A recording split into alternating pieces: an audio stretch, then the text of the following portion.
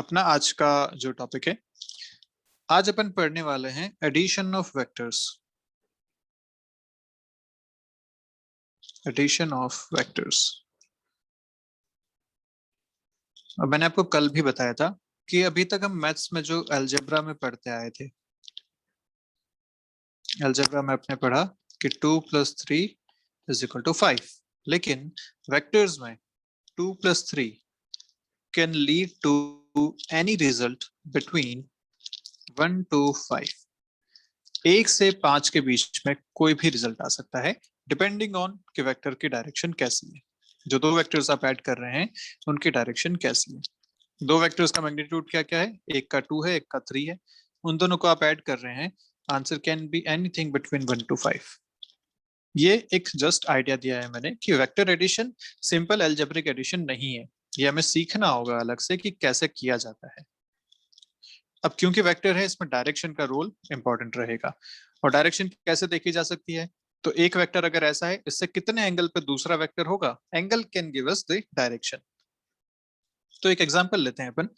यहाँ पे अपन ने दो वेक्टर कंसीडर किए। लेट्स से एक वेक्टर है ऐसा ए वेक्टर, दूसरा वेक्टर है ऐसा बी वेक्टर। ठीक है। अब पहली बात, हमें इनको अरेंज करना होगा tail to tail arrange, tail to tail arrangement. तो टेल टू टेल अरेंज करते हैं। मैं यहाँ से इसको उठाता हूँ, दिस, ओके, हाँ, इसको कॉपी कर लेते हैं। तो एक वेक्टर आ गया ये, और दूसरा वेक्टर आ गया आपके पास ये। इनको मैंने अरेंज कर दिया टेल टू टेल। और मैंने बोला था आपको कि जब हम वेक्टर्स को पैरेलल शिफ्ट करते हैं तो कोई चेंजेस नहीं होते हैं। So this is also the vector B. अब हम करते हैं इन दोनों का एंगल। हमें पता है एंगल हमेशा छोटा वाला लिया जाता है। एक एंगल ये भी बनता था, लेकिन ये नहीं लेंगे, छोटा वाला एंगल अंदर थीटा लेंगे। ओके। सो एक वेक्टर ए है, दूसरा बी है, और इन दोनों के बीच का एंगल है थीटा। ठीक है भैया, ये सारी बातें अपने पास हैं। अब इनको ऐड करने के कुछ लॉज हैं। तो जो फर्स्ट लॉ हम बात करने वाले हैं, वो फर्स्ट लॉ कहलाता है parallelogram law. Parallelogram law of addition, vector addition.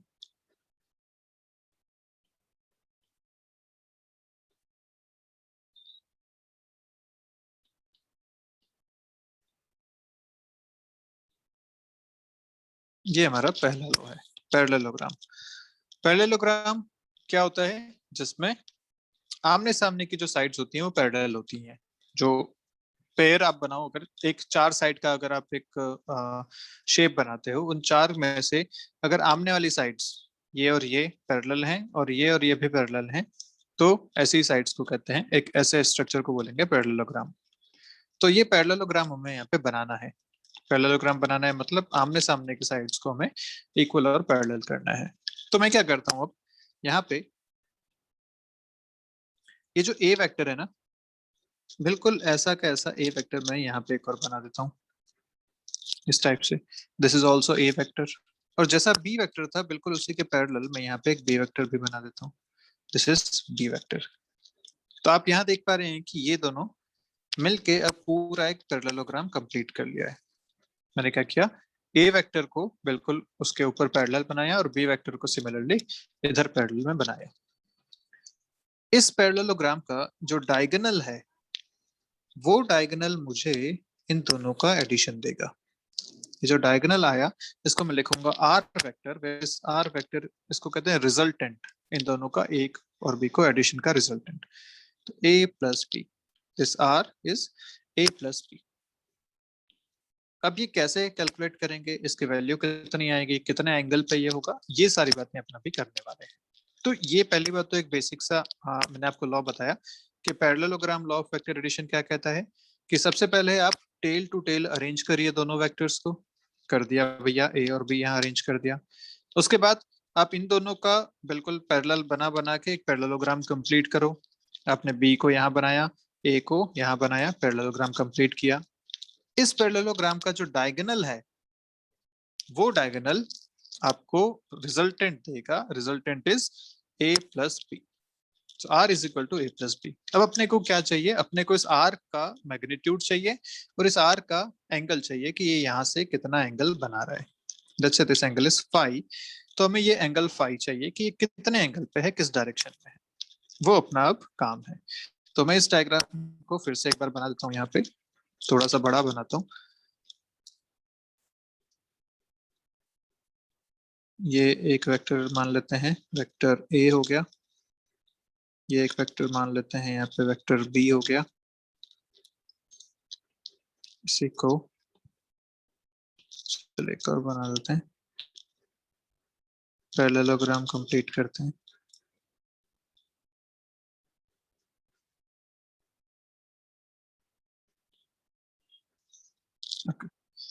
This is vector a, this is vector b.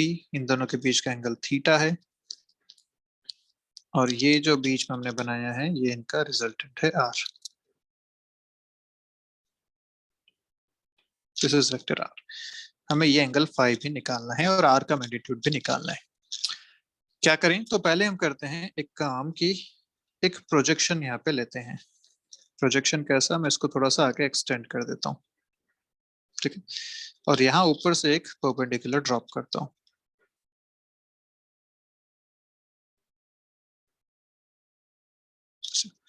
This is a perpendicular जो मैंने यहाँ पे ड्रॉप किया. okay. अब मुझे यहाँ पे दो तीन बातें पता है. पहली बात तो ये कि ये अगर वेक्टर b था तो ये भी वेक्टर b है, ये अगर वेक्टर a था तो ये भी वेक्टर a है. अब मैं लिख रहा हूँ यहाँ पे मैग्नीट्यूड. मैं यहाँ पे वेक्टर की बात नहीं करूंगा, मैं बात करूंगा मैग्नीट्यूड्स की, क्योंकि जो वेक्टर है उसी के बराबर मैंने उसका मैग्नीट्यूड ले लिया. मतलब मैंने क्या कर दिया कि वेक्टर a का जो मैग्नीट्यूड है वो a ले लिया, वेक्टर b का जो मैग्नीट्यूड है वो b ले लिया. ओके, अब मुझे ये बात समझ में आ गई कि ये जो लेंथ है ये b के बराबर है, ये लेंथ भी b के बराबर है, ये वाली लेंथ a के बराबर है और ये लेंथ भी a के बराबर है. मुझे ये लेंथ r चाहिए और मुझे ये एंगल फाई चाहिए. मुझे थीटा जो है ये पता है, मुझे इन दोनों के बीच का एंगल पता है. ओके, अब कैसा निकालें, तो देखो ध्यान से यहाँ पे ये एक ट्राइंगल आपको यहाँ पे दिख रहा है, ये एक राइट एंगल ट्राइंगल है. This is a right angle triangle. Okay, इस राइट एंगल ट्राइंगल में अगर ये एंगल थीटा है तो क्या ये एंगल भी थीटा होना चाहिए? यस, क्योंकि ये हॉरिजॉन्टल लाइन सेम है, ये और ये पैरेलल है, तो अगर ये एंगल थीटा है तो ये एंगल भी थीटा होना चाहिए. So yes, this angle is also theta. Okay, अब अगर आप ये वाला ट्रायंगल देखो, छोटा वाला, मैं इसको अलग से बना देता हूँ फिर से एक ट्रायंगल को. इस ट्रायंगल में ये 90 डिग्री है, ये थीटा है और ये बी है. तो आप मुझे बाकी दोनों साइड्स बताएंगे. ये हो जाएगी बी साइन थीटा और ये हो जाएगी बी कॉस थीटा. क्या आपको ये लिखना आता है या मैं बताऊं एक बार? यस और नो, लिखना आता है? Yes sir. हाँ, कुछ ज्यादा खास बात किया नहीं है, अपने ट्रायंगल ही लिया है. ट्रायंगल में देखो क्या किया, आपको अगर नहीं समझ में आ रहा तो बताता हूँ. इसको मैं y बोल देता हूँ, इसको x बोल देता हूँ. तो देखो, मैं ट्रायंगल में लिखूंगा साइन थीटा. साइन थीटा हम जानते होता है हाइट बाय हाइपोटेन्यूज, मतलब y by hypotenuse is b. तो यहाँ से y कितना मिल गया, b साइन थीटा. सिमिलरली अगर मैं cos थीटा लिखूंगा तो लिखूंगा base by hypotenuse, base is x by hypotenuse is b. तो यहाँ से x कितना मिल गया, b cos थीटा. तो बस मैंने यहाँ पे ये लिखे हैं b sin theta b cos theta. तो मुझे बात समझ में आ गई कि ये जो लेंथ है, this length is b cos theta and this length is b sin theta. Okay, अब अपन उठाते हैं ये बड़ा वाला ट्रायंगल. देखो ध्यान से, ये बड़ा वाला ट्रायंगल अपन अब ले रहे हैं, कंसिडर कर रहे हैं. इस ट्रायंगल में ये भी अगेन 90 डिग्री है, यहाँ पे ये भी एक राइट एंगल ट्रायंगल है. r इसका हाइपोटेन्यूज हो गया, ये पूरा मिला के इसका बेस बन गया, मतलब a plus B cos theta. This is the base and this is the height. तो अब अपने पास जो ट्रायंगल बना है नया वाला, उस ट्रायंगल में ऐसा सिस्टम है कि ये है, this is r, this is b sine theta, this is a plus b cos theta and this angle is phi. ये वाला एंगल कितना बन रहा है, this angle is phi. Okay, अब अपने पास चीजें क्लियर हैं. अब करते हैं अपन पाइथागोरस थ्योरम लगाना आपको आता है, तो मैं r निकालूंगा यहाँ से. r is equal to root over A plus B cos theta का whole square plus B sine theta का होल स्क्वायर। पाइथागोरस थ्योरम लगाइए, कोई दिक्कत वाली बात नहीं है। थोड़ा एक्सपैंड करते हैं इसको अंदर, तो इसको ओपन करता हूं मैं, इसको ओपन करता हूं, तो क्या लिखूंगा, A square plus B square cos square theta plus 2ab cos theta, ये हो गया एक्सपेंशन, और इधर हो गया जाएगा B square sine square theta. Okay, अब यहाँ ध्यान से देखो, तो दो टर्म बन रही है, B square cos square theta, B square sine square theta. इन दोनों में से अगर मैं बी स्क्वायर कॉमन ले लूं तो अंदर बचेगा sign square theta plus cos square theta, और हम जानते हैं ये होता है 1 के बराबर। तो बेसिकली इन दोनों को ऐड करके आपको क्या मिलेगा, बी स्क्वायर आपको मिल जाएगा। तो मैं वो यहाँ लिख रहा हूँ अब, this is root over A square plus 2ab cos theta plus B square. This is the resultant R जो हमें यहाँ पे चाहिए था।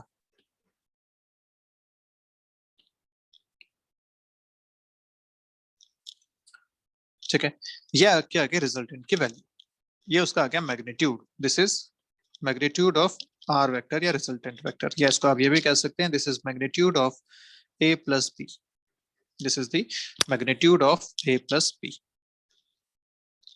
ओके, अब अपने को चाहिए ये एंगल फाई, तो ये भी बड़ा निकालना आसान दिख रहा है। इस ट्राइंगल में मुझे फाई निकालना है, तो मैं क्या कर सकता हूँ भाई, कि 10 फाई लिखता हूँ। 10 phi, 10 is height by base, तो हो जाएगा, एंगल आ जाएगा। तो 10 phi is equal to height, height is B sine theta. I hope इस ट्राइंगल में देख पा रहे हैं आप, B sine theta divided by this A plus B cos theta, A plus B cos theta. तो ये आपके पास आ गया एंगल, जिस एंगल पे वो रिजल्टेंट आना चाहिए। अच्छा, ये एंगल किसके साथ है ये याद रखना इंपॉर्टेंट है। देखो ये एंगल किसके साथ बना हुआ है, ये है वेक्टर ए और ये है वेक्टर आर। तो ये जो आपने एंगल बनाया है ना, ये ए और आर के बीच का है, इस बात को ध्यान रखिएगा। This phi is angle between A and R. ठीक है, तो यहां मैं लिख लेता हूं, phi is the angle between vector A and vector R. ये चीज आपको यहाँ तक समझ में आनी चाहिए। तो एक बार जल्दी से बताएंगे, क्या यहाँ तक सारी बातें क्लियर है, यस और नो सभी लोग? Yes, sir. Yes, sir. Yes, sir. Yes, sir. Okay, तो चलिए बढ़िया। तो ये जो दो फॉर्मूलाज हैं काफी इंपॉर्टेंट फॉर्मूलाज हैं, क्योंकि वेक्टर एडिशन हमें हर एक चैप्टर में आगे करना पड़ेगा। हर चैप्टर में वेक्टर्स का रोल आएगा, हर चैप्टर में हमें वेक्टर्स को ऐड करना पड़ेगा। तो ये इंपॉर्टेंट फैक्ट है, हमें जिसको ध्यान रखना है। ओके, अब इससे रिलेटेड कुछ बातें आती हैं। बातें क्या आती हैं उस पर ध्यान देते हैं।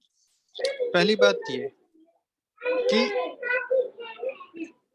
म्यूट कर लेंगे खुद को। पहली बात तो ये, कौन है, तन्वी, तन्वी म्यूट करें खुद को। ओके,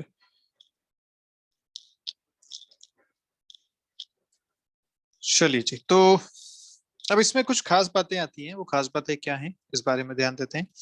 पहली बात तो ये कि थीटा एंगल कौन सा है, theta is the angle between A and B, इस बात को ध्यान रखना है। Theta is the angle between vector A and vector B, और जबकि फाई किस एंगल था, फाई था ए और रिजल्टेंट के बीच का, आर के बीच का। ओके, इस फॉर्मूला को याद रखने का तरीका ध्यान रखिएगा हमेशा, क्योंकि ये इंपॉर्टेंट है। ए के साथ आप एंगल देख रहे हो ना, तो ए पूरे फॉर्मूला में बस यहीं पे आ रहा है और कहीं नहीं आएगा, क्योंकि ये एंगल ए के साथ है, इसलिए इस फॉर्मूला में ए सिर्फ यहाँ पे है। दूसरी बात, क्योंकि ये tan का फॉर्मूला है, tan is sine by cos, तो ऊपर साइन आएगा नीचे कॉस आएगा। ये कुछ याद रखने के इसको तरीके हैं। ध्यान रखिएगा एंगल किसके साथ है, ए और आर के बीच में है, ए यहाँ पे आया है इतना। ठीक है, ओके। अब इसमें खास बातें क्या आती है उस बारे में बात करते हैं। तो पहली बात तो ये कि ये मैक्सिमम कब होगा, आर मैक्सिमम कब हो सकता है, किसी दो वेक्टर्स का रिजल्टेंट कब मैक्सिमम होगा, मतलब उनको कितने एंगल पे ऐड किया जाए, थीटा उनके बीच में कितना हो कि उनका रिजल्ट मैक्सिमम मिल जाए, ये आपका एक क्वेश्चन है। तो सोचो, अपने को देखना है इस पूरे की मैक्सिमम वैल्यू। अब इसमें ए मैग्नीट्यूड कांस्टेंट है, बी मैग्नीट्यूड है, कांस्टेंट है, ये चीजें कांस्टेंट है, बचा वेरिएबल सिर्फ थीटा। अगर कॉस थीटा मैक्सिमम होगा तो आर अपने आप मैक्सिमम हो जाएगा, क्योंकि सब ऐड हो रही हैं चीजें। अगर आप इसको मैक्सिमम कर दोगे ये अपने आप मैक्सिमम हो जाएगा। कॉस थीटा मैक्सिमम कितना हो सकता है? Cos theta maximum can be 1। Cos या साइन -1 से 1 के बीच में वेरी करते हैं, तो cos theta maximum can be 1। और ये कब होता है? जब थीटा 0 डिग्रीज होता है। आपको आई गेस आपको याद है टेबल है ना कॉस थीटा वाली, 0, 30, 45, इस वाली टेबल आपने पढ़ी है। तो 1 यहाँ पे आता है, फिर √3/2, 1/√2, ऐसी कॉस वाली टेबल ही चलती रहती है।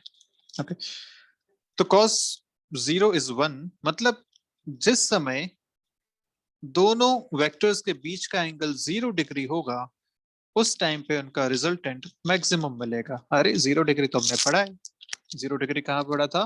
पैरेलल वेक्टर्स में। यस, मतलब जब दो वेक्टर्स आपस में पैरेलल होंगे तो उनका रिजल्टेंट मैक्सिमम होगा। और कितना होगा? तो यहाँ पुट कर लो, कॉस थीटा की जगह मैं 1 पुट कर देता हूँ। तो देखो फॉर्मूला अब क्या बन जाता है, r is equal to √a² plus 2ab, cos theta की जगह डाल दिया 1 प्लस b²। ये तो कुछ जाना पहचाना फॉर्मूला दिख रहा है, a² plus 2ab plus b² √a plus b का होल स्क्वायर। तो यहाँ से आपको r क्या मिल गया? a प्लस b के बराबर। तो ये आपका फॉर्मूला बन गया कि जब दो वेक्टर्स पैरेलल हैं, तो ये इसको लिख सकता हूँ r max when theta equal to 0 degree या वेक्टर्स आर पैरेलल वेक्टर्स। जब वेक्टर्स पैरेलल होंगे तो मैक्सिमम आपको रिजल्टेंट मिलेगा, and this maximum resultant is a plus b। आप उनको सीधा सीधा ऐड कर सकते हैं। तो ये एक इंपॉर्टेंट अपने यहाँ से फाइंडिंग मिलती है। और सोचो यहाँ tan phi की बात करें, अगर tan phi के देखो कितना आएगा, आपने थीटा ले रखा है 0, मैक्सिमम की बात कर रहे हैं, थीटा 0 करते ही साइन 0 होता है 0, ये पूरी टर्म हो गई आपके 0, दिस कंप्लीट टर्म इज 0। और tan phi इक्वल टू 0 मतलब phi भी कितना हो गया? 0 डिग्रीज। तो बात समझ में आ गई भैया, ये तो a और r के बीच का एंगल है। मतलब अगर दो वेक्टर्स ऐसे हैं, ये a है ये b है, लेट्स से इसका मैग्नीट्यूड 3 है इसका मैग्नीट्यूड 5 है, तो इन दोनों का जो रिजल्टेंट आएगा वो रिजल्टेंट भी इसी डायरेक्शन में आएगा और उसका जो मैग्नीट्यूड होगा वो 8 होगा। ये इस पूरे का सार है कि जब आप दो वेक्टर्स को सेम डायरेक्शन में लेंगे, पैरेलल लेंगे, तो वो दोनों ऐड हो जाएंगे और उनका मैग्नीट्यूड सीधा सीधा ऐड हो जाएगा। This is resultant. ओके, तो एक तो बात आ गई कि वो मैक्सिमम कब होगा। अब दूसरी बात आती है कि वो मिनिमम कब होगा, आर मिनिमम कब होगा। ओके, तो मैं पहले फॉर्मूला लिख लेता हूँ यहाँ पे फिर से। आर का फॉर्मूला जो आपने लिखा था a² plus 2ab cos theta plus b², ये फॉर्मूला आपने अभी बनाया था आर का। ओके, अब ये मिनिमम कब होगा? तो मैक्सिमम के लिए आपने cos थीटा को कर दिया था 1, मिनिमम के लिए कितना करें बोलो जल्दी से, मिनिमम के लिए कितना करें? 0 या और कोई आंसर? 0 से छोटा एक हो सकता है कुछ? 0 से छोटा हो सकता है, दिस छोटा इज -1। आर मिनिमम कब मिलेगा? जब cos थीटा हो जाएगा -1 के बराबर। cos का जो ग्राफ चलता है ना, वो cos का ग्राफ ऐसा चलता है इस तरीके से।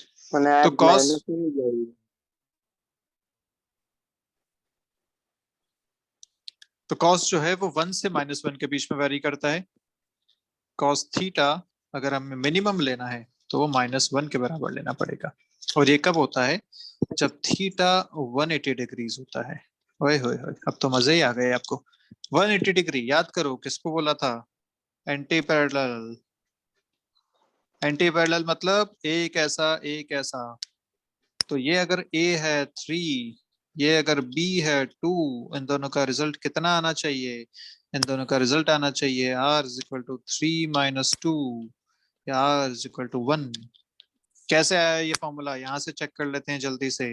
इस फॉर्मूला में अगर मैं रखूं r is equal to root over A square plus 2ab, cos की जगह डाला -1 प्लस b स्क्वायर, यहाँ से मिला r is equal to root over A square minus 2ab plus B square, फिर से देखा देखा फॉर्मूला लग रहा है, root over A minus B का होल स्क्वायर बनता है। ओहो हो, आर जब बाहर आएगा तो आएगा ए माइनस बी के बराबर। यहाँ देखो मैंने एक मॉड साइन लगा रखा है, mod of A minus B. Mod इसलिए लगाया है क्योंकि ए माइनस बी का होल स्क्वायर, उसका रूट अंदर हमेशा वैल्यू पॉजिटिव होनी चाहिए।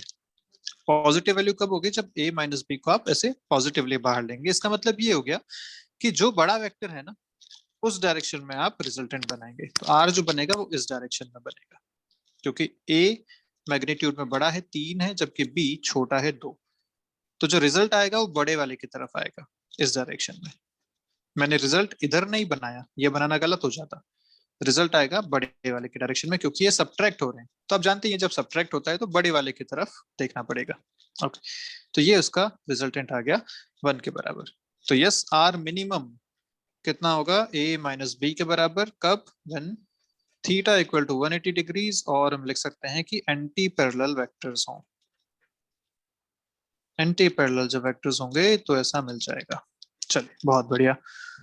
एक केस इसमें और आता है, स्पेशल केस है वो, केस 3 हम बात करते हैं। एक आर मैक्स हो गया, एक आर मिनिमम हो गया। अब केस 3 की बात करते हैं, जब थीटा 90 डिग्रीज हो।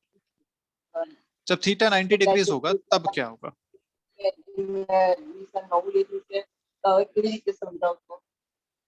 Mukesh, मुक्षेश,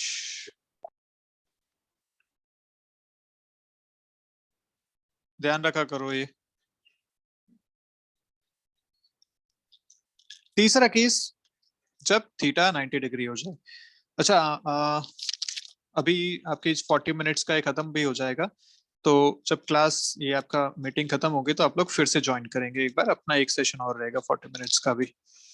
okay, so theta equal to 90 degrees का एक केस आता है। फिर से अपने पास फॉर्मूला वही है, r is equal to root over A square plus B square plus 2ab cos theta. इस बार थीटा 90 है। थीटा 90 मतलब दो वेक्टर्स अगर परपेंडिकुलर हैं एक दूसरे के, इस तरीके से ए वेक्टर बी वेक्टर का परपेंडिकुलर है, तो इनका रिजल्टेंट कितना आएगा? तो सीधा सीधा देखते हैं, r is equal to root over A square plus B square plus cos 90। cos 90 कितना होता है? 0 होता है। तो ये आगे वाली पूरी जो टर्म है ये हो गई 0। तो बचा क्या आपके पास? Root over A square plus B square. तो ये एक इंपॉर्टेंट बनता है, जब थीटा 90 डिग्री हो तो इनका जो रिजल्टेंट बनेगा वो बनेगा ऐसा, ये बनता है एक इस तरीके से। पैरेललोग्राम लॉ है, देख पा रहे हैं आप, मैंने ये बी को इधर बना रखा है, ए को यहाँ बना रखा है, जिसका रिजल्टेंट आएगा वो यहाँ आएगा। अब ध्यान से देखो तो ये एक ट्राइंगल बन रहा है। इस ट्राइंगल में बेस है ए के बराबर, हाइट है बी के बराबर, हाइपोटेन्यूज है आर के बराबर, और पाइथागोरस थ्योरम ये आपको दिख रही है यहाँ पे। तो जब भी दो एंगल 90 पे हो ना, तो आप बड़ा आसानी से इस तरीके से आप उसका रिजल्टेंट बता सकते हैं। तो ये 3 केसेस इसमें बहुत इंपॉर्टेंट है। एक, जब एंगल 0 डिग्री हो या पैरेलल हो, तब सीधा सीधा एडिशन करना है a प्लस बी। दूसरा, जब एंटी पैरेलल हो, एक दूसरे के अपोजिट हो, तो सीधा सीधा सब्ट्रैक्शन करना है a माइनस बी। और जब दोनों 90 पे हो तो आपको root over A square plus B square से रिजल्टेंट निकालना है। तो वेरी वेरी इंपॉर्टेंट ये तीनों केसेस इसमें बनते हैं। क्या यहाँ तक सारी बातें क्लियर हैं आपको? यस और no fast? Yes, sir. Yes, sir. Yes, sir. Yes, sir. बहुत ही बढ़िया बात है ये। हाँ, अब अपन आते हैं इसके दूसरे मेथड पे, जो इससे मिलता जुलता ही मेथड है। पहला मेथड हमने पढ़ा पैरेललोग्राम मेथड। जो दूसरा मेथड है इनके एडिशन का, मेथड 2 फॉर वेक्टर एडिशन, इस मेथड को कहते हैं ट्रायंगल मेथड।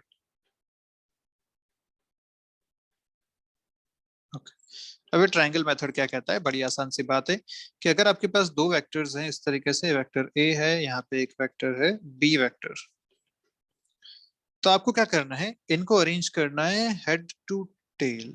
ध्यान रखिए कैसे अरेंज करना है, हेड टू टेल, ये यहाँ अलग है। पैरेललोग्राम में आपने टेल टू टेल किया था, यहाँ पे आपको हेड टू टेल करना है। ठीक है, तो अरेंजमेंट करते हैं जल्दी से। हेड टू टेल अरेंज किया, उसको मैं यहाँ बना लेता हूँ, ये इधर आ गया, और इसको हेड टू टेल करना है ना, तो मैं क्या करता हूँ, ऐसा अरेंज कर देता हूँ इसको। ठीक है, देखो ए का हेड यहाँ पे है और बी के टेल यहाँ पे है, हेड टू टेल अरेंजमेंट मैंने इसको कर दिया। ओके, हेड और इसका टेल। अब ये क्या कहता है, ये लॉ कहता है कि आप एक बार इसको अरेंज कर दीजिए, फिर जो फर्स्ट था यहाँ से यहाँ तक आप जब एक वेक्टर बनाएंगे तो this vector will give you the resultant, ये इसका कहना है, this vector will give you the resultant vector. Okay, ध्यान से अगर देखो ना तो ये पैरेललोग्राम लॉ का ही आधा पोर्शन दिखा रखा है। देखो कैसे मैं बताता हूँ, यहाँ देखो मैं इस बी को इधर थोड़ा सा बनाता हूँ, यहाँ पे इसके पैरेलल, बिल्कुल ये बी हो गया पैरेलल।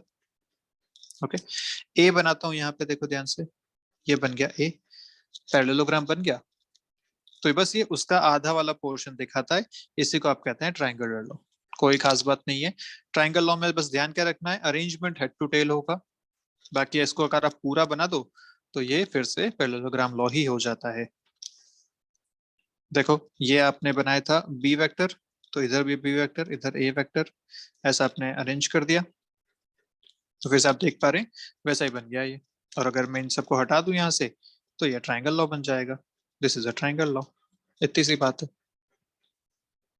ठीक है, तो ट्रायंगल लॉ में बस ध्यान रखना है आपको, हेड टू टेल अरेंजमेंट होगा और फर्स्ट से लास्ट जो पॉइंट मिलता है वो आपका